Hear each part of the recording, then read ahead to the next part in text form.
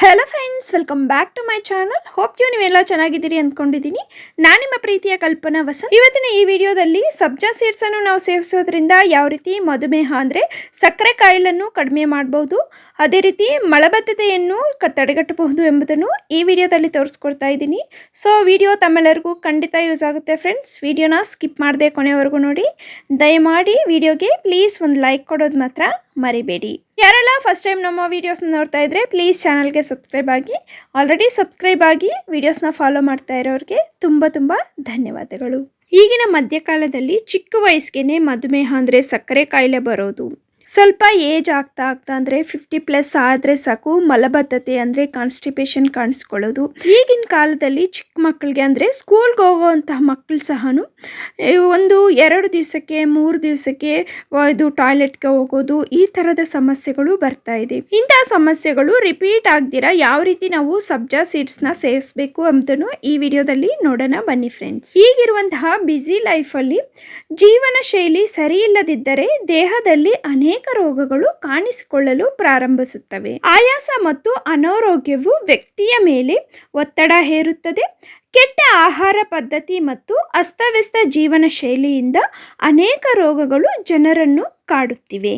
ಅಂತಹ ಸಮಸ್ಯೆಗಳನ್ನು ಕಡಿಮೆ ಮಾಡಲು ಅಥವಾ ನಿವಾರಿಸಲು ಮನೆ ಮದ್ದುಗಳು ಉತ್ತಮ ಫಲಿತಾಂಶವನ್ನು ನೀಡಬಹುದು.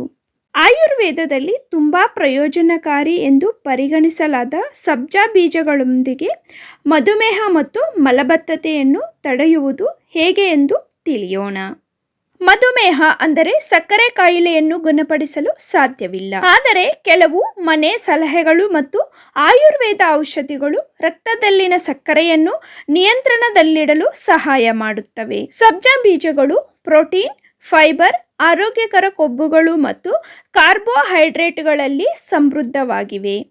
ಸೊ ಮಧುಮೇಹದಿಂದ ಬಳಲುತ್ತಿರುವವರು ಸಬ್ಜಾ ಬೀಜಗಳನ್ನು ಸೇವಿಸಬಹುದು.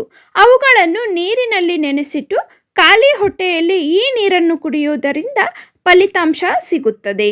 ಈ ಸಬ್ಜಾ ಬೀಜಗಳು ನಮ್ಮ ದೇಹದಲ್ಲಿರುವ ರಕ್ತದಲ್ಲಿನ ಸಕ್ಕರೆ ಮಟ್ಟವನ್ನು ನಿಯಂತ್ರಣದಲ್ಲಿಡಲು ಸಹಾಯ ಮಾಡುತ್ತದೆ. ಕಡಿಮೆ ನೀರು ಕುಡಿಯುವುದರಿಂದ ಮತ್ತು ಅನಾರೋಗ್ಯಕರ ಜೀವನ ಶೈಲಿಯಿಂದ ಮೂತ್ರನಾಳದ ಸೋಂಕು ತಗುಲುತ್ತದೆ. ಸಾಧ್ಯವಾದಷ್ಟು ನೀರು ಕುಡಿಯುವುದರ ಜೊತೆಗೆ ಸಬ್ಜಾ ಬೀಜಗಳು ಮೂತ್ರನಾಳದ ಸೋಂಕನ್ನು ಸಹ ಗುಣಪಡಿಸುತ್ತದೆ.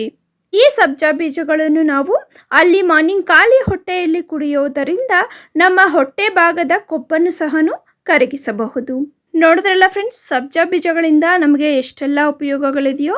ಹೋಪ್ ಈ ವಿಡಿಯೋ ತಮ್ಮೆಲ್ಲರಿಗೂ ಯೂಸ್ ಆಗಿದೆ ಅನ್ಕೊತೀನಿ. ಯೂಸ್ ಆಗಿದ್ರೆ ಪ್ಲೀಸ್ ನಿಮ್ಮ ಫ್ರೆಂಡ್ಸ್ ಹಾಗೆ ಫ್ಯಾಮಿಲಿ ಮೆಂಬರ್ಸ್ ಜೊತೆ ಶೇರ್ ಮಾಡಿ.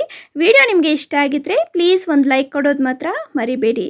Thank you for watching. Take care. Bye.